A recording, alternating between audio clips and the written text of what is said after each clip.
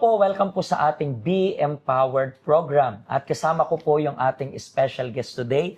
Ano pong pangalan ninyo? Crystal Gayomba po. Ma'am Bayaktan. Crystal. Gano'n na rin po kayo katagal na OFW? 13 years po. 13 years? Yes. Pero taga saan po talaga kayo sa Philippines?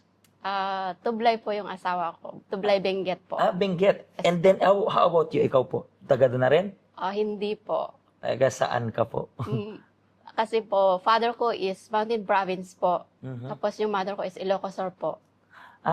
Pero saan ka talaga tumira bago ka matransfer dito sa asawa mo? Sa ano po, palipat-lipat po ako. Palipat-lipat? Yes po, kasi broken family po ako. Hindi rin madali kasi na broken family there. Yes Especially, hindi mo alam kung saan ka lulugar. Yung parang yung tatay at nanay mo may sari-sariling pamilya, gano'n? Yes po. So, Ako parang- po ang una.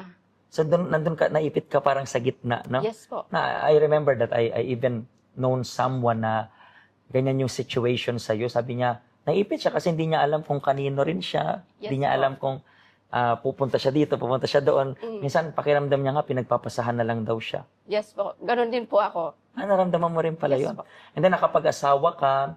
And anong naging reason mo kung bakit ka pumunta ng abroad? Para po sa future na anak ko. Ilang taon pa lang yung anak mo that time? 2 years old mahigit po. 2 years old pa lang. Yes So, po. that time, naging madali ba sa desisyon mo na mag-abroad na, alam mo yun, 2 years old pa lang, bata pa yun. Lalaki, babae? Lalaki po. So, imagine mo yun, 2 years old pa lang, and then lilipad ka na agad papuntang ibang bansa. Naging madali yung desisyon na yun? Hindi po. Umiyak ka? Umiyak po ako gabi-gabi po. For sure. Yun yung first experience mo sa abroad. Saan ka Yes pala po. unang abroad na, saang bansa na una ka nag-abroad? Singapore po. Singapore. Ilang Yes years po. ka rin sa Singapore? Umabot ng 2 taon po. 2 years. Yes po. And then, after nitong Singapore, dito na sa Hong Kong? Yes po, dito na po. Okay, let's talk about muna yung Singapore. Kamusta yung naging, kasi first time mo abroad niyan. Yes Then po. first time mong mawalay sa anak mo, sa pamilya mo. First time na iba pa yung tradisyon. Mm. Paano ka nakapag-adjust doon sa Singapore? Pag-adjust po ako kasi iniisip ko yung pamilya ko, paano. Parang sila lang talaga inspirasyon mo. Yes po. So, pero anong mga adjustment naman? Paano ka nanibago nung pagdating mo doon sa Singapore? Sa tulong po ng mga tita ko, may tita po kasi Mhm. doon. Kaya sabi niya, kaya mo yan. Yun po. Kaya mo yan. Isipin mo yung pamilya mo. Laging ganun lang. Yes po. Pero mabait naman yung amo mo nung unang amo ka. Yes po, mabait po sila. Pero nung tumagal na, yung nagpakita na yung amo ko ng, yung lalaki ng hindi maganda. Bakit? When you say hindi maganda, ano nangyari ba? Kasi po, pag nagmamap up ako, binubusuhan niya ako. Tapos, yun po yung unang ko sa kanya. Napansin. Napansin ko. Mhm. Tapos nung next na po, sabi niya, aalis sila ng umaga, 8 o'clock. Tapos, babalik siya ng mga 10. Mhm. Ganun siya. Tapos sabi niya, gisingin mo ako pag after 1 hour. Mhm. Sabi niya, pupunta ulit ako sa work. Sabi niya po. Tapos yung pag ginigising ko po siya, po siya yung nakabuyang-yang po yung niya. So talagang walang saplot, parang ganon. Meron pong saplot, pero yung wala pong siyang, Underwear lang, parang ganon. yung boxer short po. Okay. So underwear lang, and then pag ginigising mo siya, parang nagbibigay siya ng motibo na parang may mangyari sa inyo, parang ganon. Yes po. So, yun yung isa sa pinakamalaking challenge kasi first time mo pa lang nun Yes sa po. abroad, tapos ganun yung madadatnan mo. Okay po. So, Yes. natakot ka that time. Yes po, natakot ako kaya hindi lang po minsan niya ginawa yun. Mhm. Tapos nag-ano po ako sa amo kong babae. Mhm. Tapos sinabi ko po sa amo kong babae na ganun po yung ugali ni amo kong lalaki. Tapos sabi niya, sige, kausapin ko siya. Sabi niya ganun po. Tapos nag-usap naman po sila. After that, medyo ilang araw din nagpalipas. Naglipat siya sa salas po. Tapos pinapatay niya yung CCTV sa... Para hindi makita yung ganon. Yes po. So, ilang beses rin siyang naulit. Parang tinatangka ka. Parang ganon yung itong amo na to. Hindi lang 3, ganun po. So, maraming beses. Yes So, po. yun na rin yung reason kung bakit parang hindi ka nag-renew ng contract sa kanila. Yes po. Pero even though ganito yung challenge mo, tiniis mo para lang talaga sa pamilya. Yes po, tiniis ko po. And bakit naman yung next na abroad mo, Hong Kong? Bakit Hong Kong naman yung pinili mo? Nakita ko po kasi yung laws nila dito na may day off. Kasi sa Singapore po, wala po akong day off. Kahit once a month or meron naman once a month lang? Meron once a month, pero inaano po niya ako ng $20, dinideduct po niya sa sahod ko. Pero supposed to be, hindi dapat yun, di ba? Hindi po. Kasi para nasa batas rin ata sa Singapore na dapat may day off kayo at least once a month, di ba? Yes po. So, yung pagpunta mo dito, unang chinek mo is yung day off. So dito at least every week may day off, sahod. Yes po. Mas mataas Medyo ba yung sahod dito? Mas mataas po yung sahod dito kaysa Singapore. Sa mga nandiyan. Kasi minsan, di ba, may naghahanap ng... Pero alam naman natin na isa sa pinakakalaban naman na ito, even though, unang-una sa lahat, gumagana yung batas. Yes. Pangalawa, may day off. Pangatlo, mas mataas yung sahod. Isa sa pinakakalaban naman natin dito sa Hong Kong is yung ma-terminate. Narasa mo na ma-terminate ito, hindi pa? Hindi po. Ilang years ka na dito sa Hong Kong? Nasa 11 years. 11 years po. Hong Kong lang. Yes po. So, ilang amo ka na dito? 4 po. 4. Yes. Sa una, nakailang years ka? 2 po. Finish contract. Finish contract. Pero, kamusta naman yung experience mo nung unang amo mo? Okay lang naman? Okay lang po yung mga amo ko, pero yung hindi ko nagustuhan po yung mama, yung parents ng amo kong lalaki. Masyadong madada po.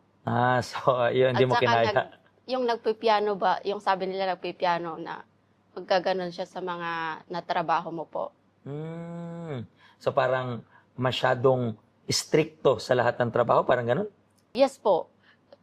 Nag-check sa mga hindi ko nagawa kasi pero sabi po ng popo, yung lola ng sa mother side po is okay lang kasi meron kaming baby na dapat tutukan po. Okay. Pero paano ka nakapunta dito naman sa health center? Sa evangelist po. Mga ilang years ka na dito sa health center pala? 2 years po. 2 years pa lang. Yes po. So, dahil may nag-invite sa'yo, pero paano mo naisip na ganito? Let me try ngang pumunta sa health center. Bakit may mga problema kang pinagdadaanan that time? Meron po. Anong problema? Sa asawa ko. So, parang depressed ka rin that time. Yes po. Nung pumunta ka, and then within 2 years, alam ko hindi pa yun ganun katagal, yung 2 taon. Pero nakita ka na rin po ba ng changes sa'yo? Ano-ano mga changes or mga tulong yung natutunan mo dito sa health center?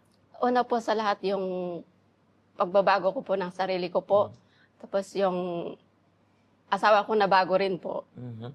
So dahil sa pagbabago mo, una ikaw, basically yung resulta nito, nagbago rin yung asawa mo. So ngayon, blessed na yung family mo. Yes po. So, I believe na masasabi natin na yung health center nakakatulong through advice. Ano yung hindi mo malilimutang advice na natutunan mo dito? Yung natutunan ko po dito yung pagpapatawad. Kahalagahan ng pagpapatawad po. Kasi minsan nahihirapan yung mga tao sa pagpapatawad talaga, yes di ba? po. So, yung nagpatawad ka, ang tanong, madali bang magpatawad? Hindi po. Pero yung rinilis mo yung forgiveness, I believe, nakaramdam ka ng gaan. Yes po, Pastor. Diba? So, yun yung inahatid ng health center. Yun yung reason kaya kayo pong nanonood sa amin. We invite all of you. Try to visit us para lang po matutunan ninyo rin siguro akmang-akma ito sa inyo na nahihirapan magpatawad.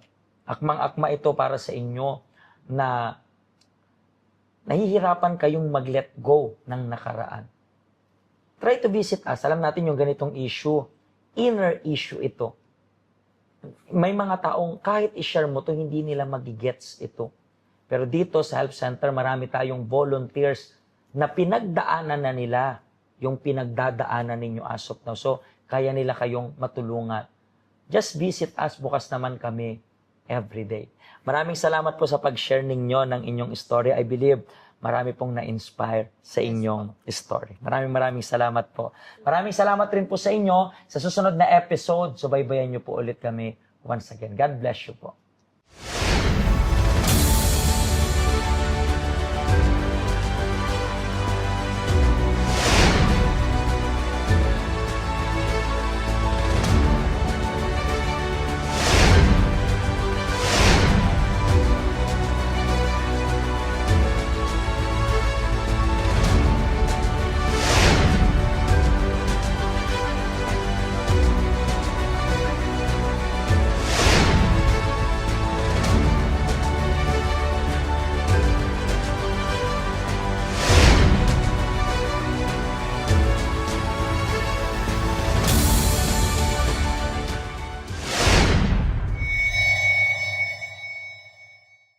Hello, ako po si Pastor Joshua dito po sa UCKJ Health Center dito po sa Hong Kong. At yung mga napanood nyo pong testimony ay mga testimony ng mga OFW dito sa Hong Kong. Pero I believe makaka-relate rin naman kahit nasaan po kayong bansa. Basta OFW.